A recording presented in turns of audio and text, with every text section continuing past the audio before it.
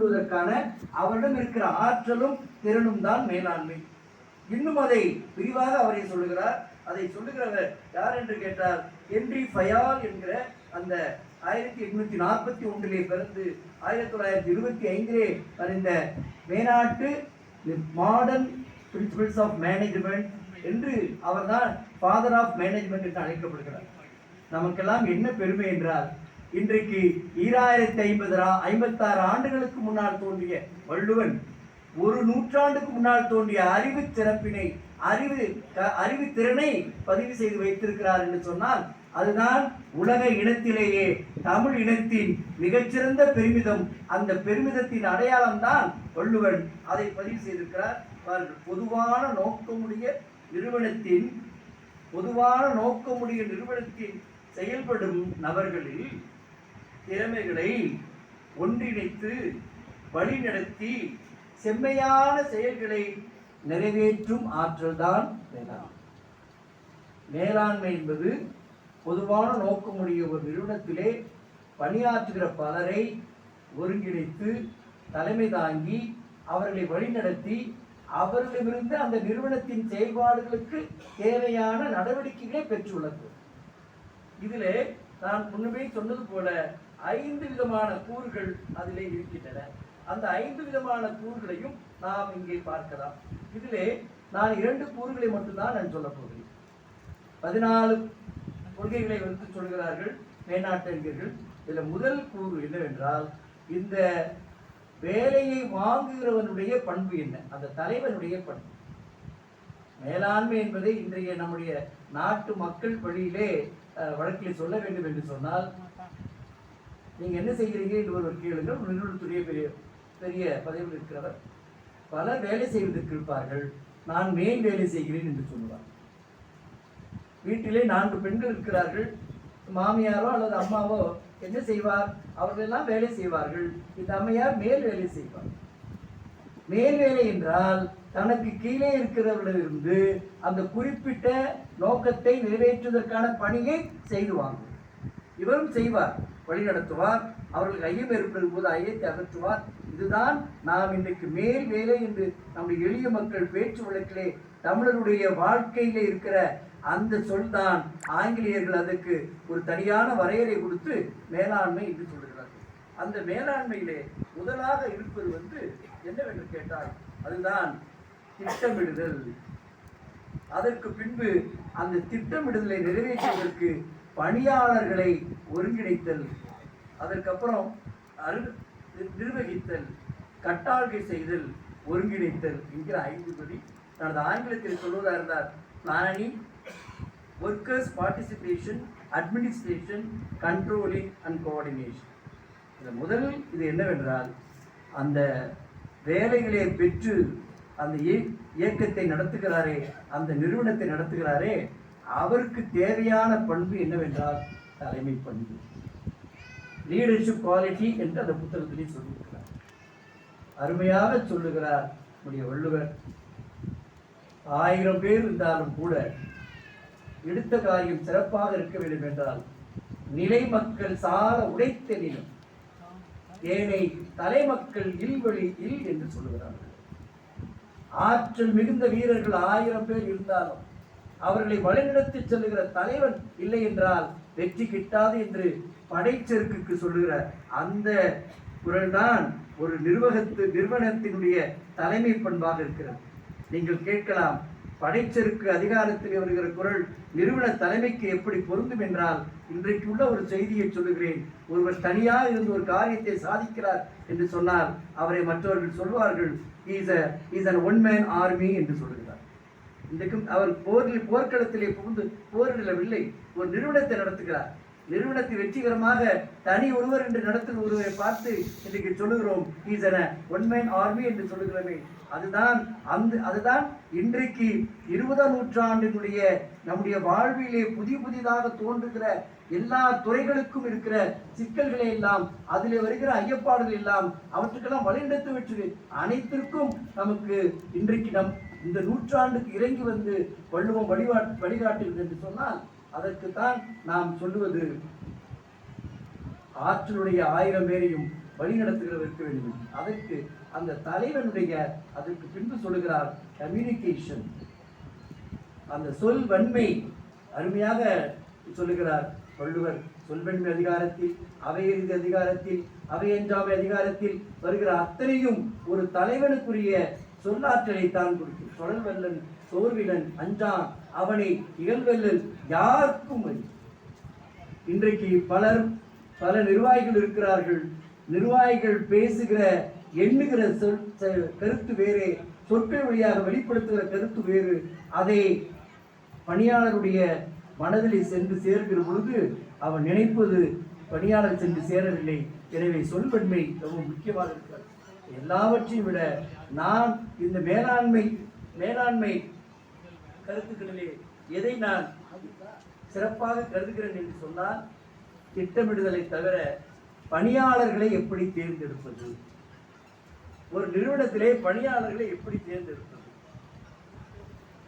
Appointment of employees HR என்ற எல்லா நிறுவனத்திலும் சொல்கிறார்.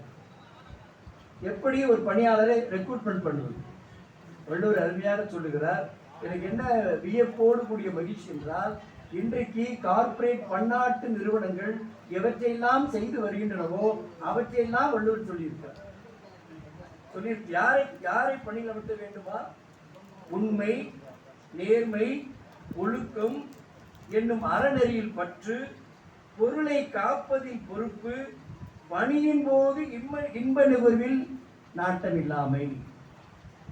பணியின் போது இன்ப நுகர்வில் நாட்டமில்லாமை, துன்பத்தை தாங்கும் மனம் உறுதி, இவை 4ம் இருப்பவரைத்தான் நீ தேர்வு செய்தல் வேண்டும் என்று சொல்லுகிறார். தெரிந்து தெளிவு என்ற அதிகாரத்தில் வருகிற பொருள்தான் அறம், பொருள், இன்பம், உயிரச்சம் 4இன் திறன் தெரிந்து தேரப்படும்.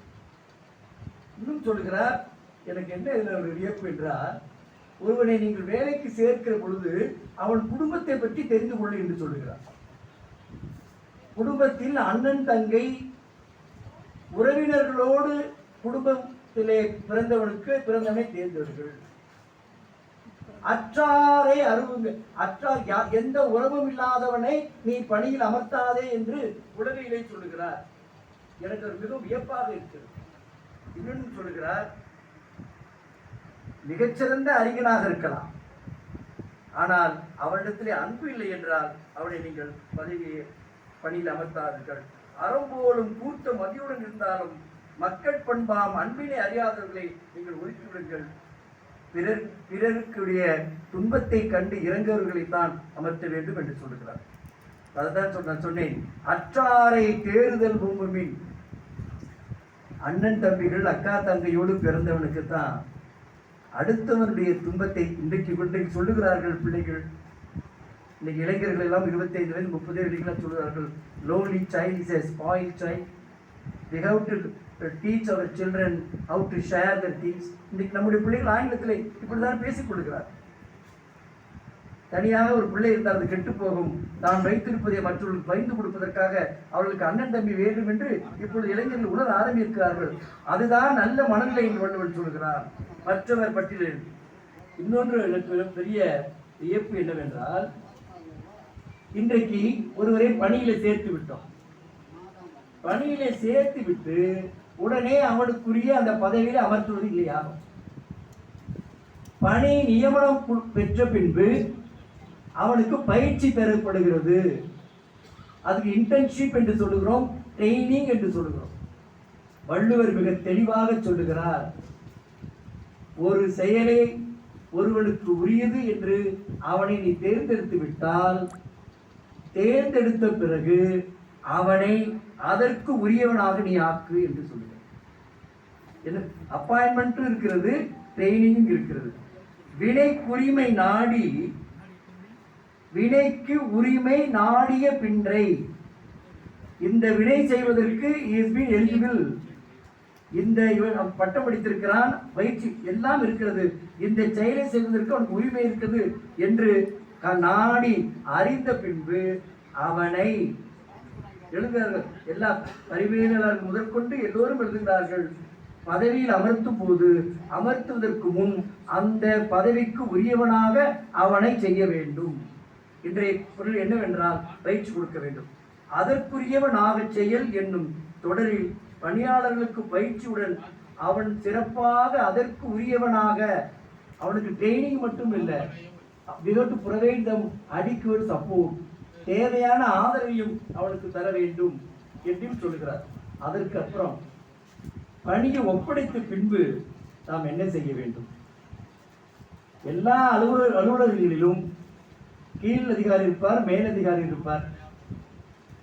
ஏனென்றால் நான் மாவட்ட அளவிலும் பணி செய்திருக்கிறேன், சேப்பாக்கத்திலும் பணி செய்திருக்கிறேன், தலைமைச் செயலகத்தில் பதிவு செய்திருக்கிறேன், தமிழ்நாடு அரசில் பல நிலைகளிலும் நான் பதிவு செய்திருக்கிறேன், காஞ்சிபுரம் மாவட்டத்தில் பதிவு செய்திருக்கிறேன். சில அலுவலர்கள் நம்மிடத்தில் ஒரு பொறுப்பை கொடுத்து விட்டால் அதை பற்றி கேட்கவே மாட்டார்கள், அந்த குறிப்பிட்ட நாள் வந்து தான் கேட்பார்கள். ஆனால் சிலர் தினமும் கேட்பார்கள். அது இன்றைக்கு கொடுத்து விட்டு மாலை கேட்பார்கள், நாளை கேட்பார்கள், நாளைக்கு இருந்ததை கேட்பார்கள். அதான் சொன்னா, ஒரு இன்றைக்கு ஒரு செடியை நட்டு விட்டு வளர்ந்து விட்டுதா என்று பார்ப்பதற்கு ஒரு குரங்கு தினமும் பிடுங்கி பார்த்து தண்ணி விட்டுதாம் என்று சொல்லுவார்கள். அது வளராது. செடியை நட்டு விட்டால் தண்ணீர் மட்டும்தான் ஊற்ற வேண்டும். வள்ளுவர் சொல்லுகிறார், இதனால் இவன் முடிக்கும் என்று ஆய்ந்து அதனை அவன் கண் விடல் என்பதுதான் அந்த உயிர்ப்பான சொல். நீ அவனுடைய அறிவுக்கும் ஆற்றலுக்கும் நீ எதை தேர்ந்தெடுத்தாலே விட்டுவிட வேண்டும் என்று. இதை விட முக்கியமான ஒரு செல்லை என்றால், எனவே அடுத்து முக்கியமான செய்தி, இந்த ஒருங்கிணைத்தல் என்பதுதான் மிகவும் முக்கியம். அந்த இதிலே நான் சொல்ல விரும்புவது, ஒருங்கிணைக்கிற பொழுது, ஒரு நிறுவனத்து பணியாளர்களை ஒருங்கிணைக்கிற போது அவருடைய வினையின் வலிமை, அவர்கள் செய்கிற காலத்தின் வலிமை, இடத்தின் வலிமை என்று எல்லாவற்றையும் நீங்கள் செய்ய வேண்டும் என்று சொல்லி, இந்த திருக்குறளிலே மேலாண்மை சிந்தனைகள் என்பது எவ்வாறு இருக்கிறது என்று கேட்டால், 2000 ஆண்டுகளுக்கு முன்னால் எழுதப்பட்ட திருக்குறள் இன்றும் தமிழ் திருக்குறள் என்றால் தமிழ் என்றால் திருக்குறள் என்று நாம் ஏற்றுக்கொள்வோம் என்றால், தமிழுக்குள்ள தனிச்சிறப்பு முன்னை பழமைக்கும் பழமை, பின்னை புதுமைக்கும் புதுமை என்பது தமிழுக்கு பொருந்தும் என்றால் திருக்குறளுக்கும் பொருந்தும். திருக்குறள் 2000 ஆண்டுகளுக்கு முன்னால் வாழ்ந்த தமிழரின் வாழ்க்கை பதிவு செய்திருக்கிறது, வாழ்க்கை விழுமியங்களையும் பதிவு செய்து வைத்திருக்கிறது. இந்த திருக்குறள் 21ஆம் நூற்றாண்டில் எழுகிற அறிவியல் ஆக்கங்களின் நாகரிக வளர்ச்சிக்காக ஏற்பட்ட பல்வேறு துறைக்கான கருத்துக்களையும் நாம் தேடினால் நமக்கு புதையலாக கொடுப்பதற்கும் காத்திருக்கிறது. அந்த வகையில் 21ஆம் நூற்றாண்டில் சிறந்து விளங்குகிற மேலாண்மை சிந்தனைகள் எவையெல்லாம் வேண்டுமோ அவற்றையெல்லாம் தேடினால் வள்ளுவத்திலே காண கிடக்கிறது என்ற செய்தியை உங்களோடு பகிர்ந்து கொள்வதற்கான நல்ல வாய்ப்பை நல்கிய இந்த அமைப்பிற்கு நன்றி கூறி விடைபெறுகிறேன். நன்றி, வணக்கம்.